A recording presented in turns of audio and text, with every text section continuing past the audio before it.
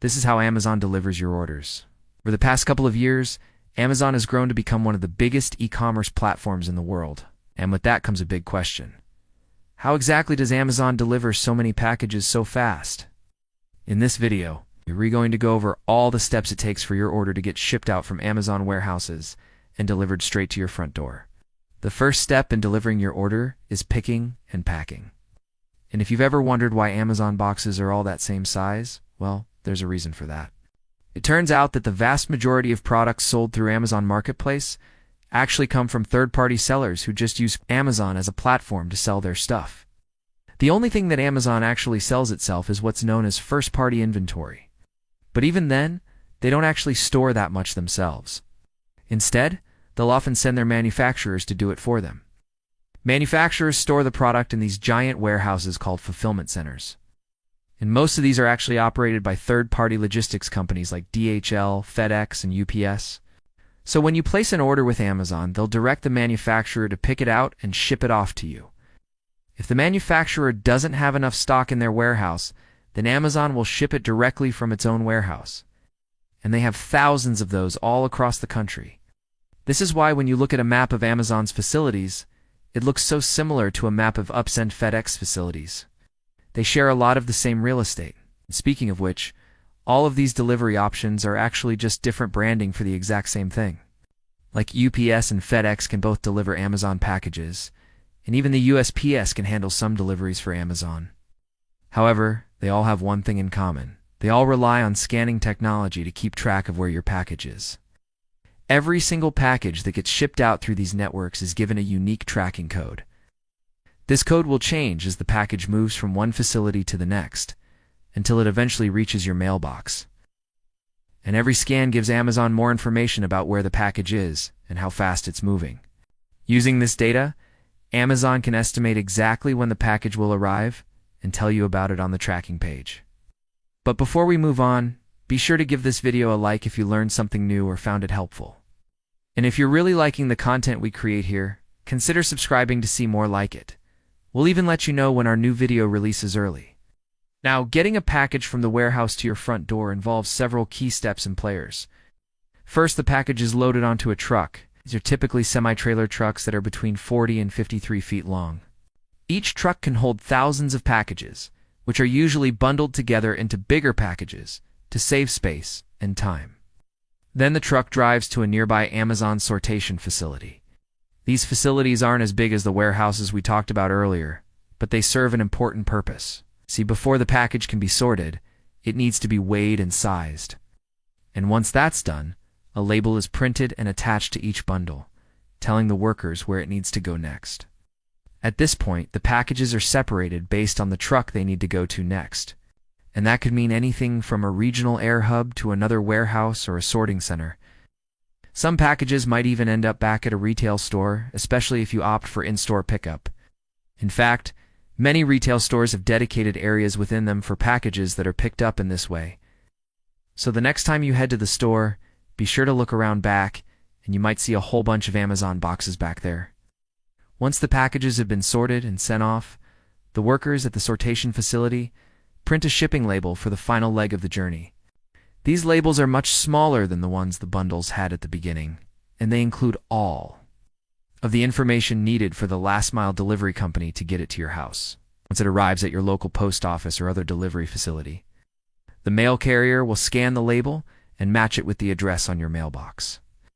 It's pretty much the same process as it would be if you ordered something from your local bookstore. The only difference is that Amazon has more data to work with. It means they can often show you an accurate delivery estimate without having to guess. So far, all of these processes have happened in less than a day.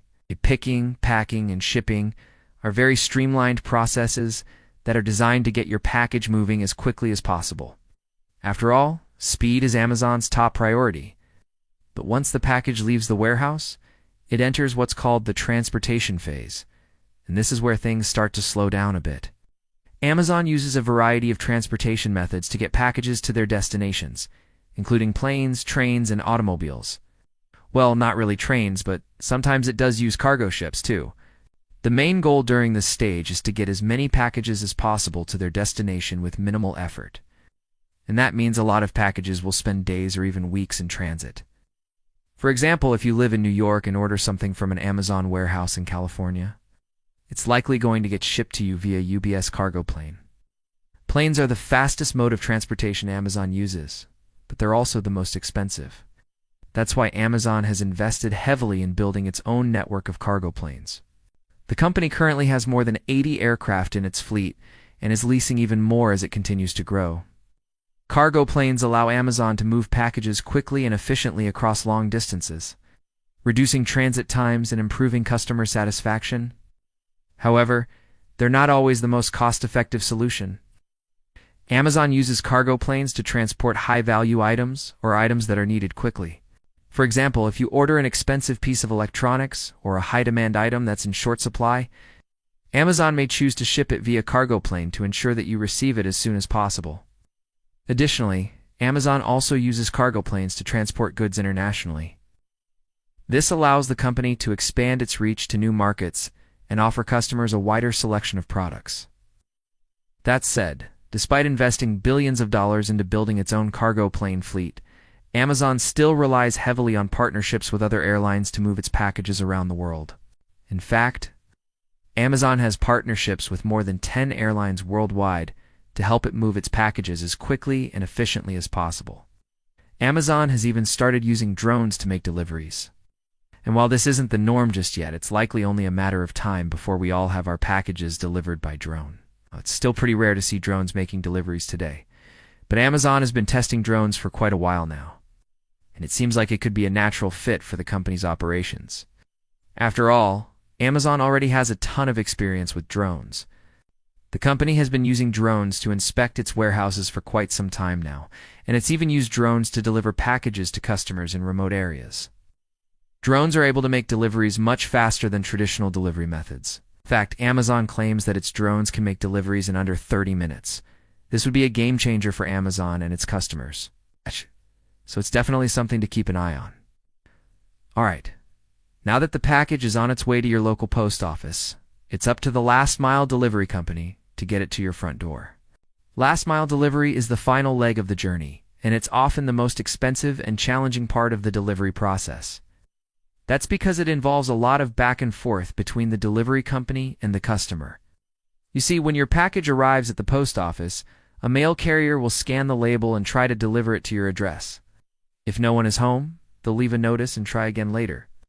If it's still not successful, then the package will go to a nearby facility and wait until another attempt can be made. Sometimes the mail carrier will leave the package with a neighbor if they think it's safe to do so. But ultimately, the delivery company wants to avoid multiple trips whenever possible. That's why they'll often use special delivery options to get your package to you as quickly and efficiently as possible. For example, if you're not home during the day, you might want to use a locker service. With this option, your package will be held at a secure location until you're able to pick it up. This is a great option for people who are not home during the day or who want to avoid dealing with a delivery company. Another option is to have your package delivered to a nearby retail store. This is a great option if you do and want to deal with the hassle of a delivery, or if you want to pick up your package on your own schedule. Many stores offer flexible pickup hours, so you can pick up your package when it's convenient for you. As you can see, Amazon has a huge operation to fulfill and deliver your orders. Thousands of people and companies are involved in getting your package from the warehouse to your front door. But despite all of that, it's still pretty easy to track your order and make changes if needed. So next time you order something from Amazon, take a moment to appreciate all of the hard work that went into getting that package to you. What do you think? Is there anything we missed? Let us know in the comments below. And as always, thanks for watching.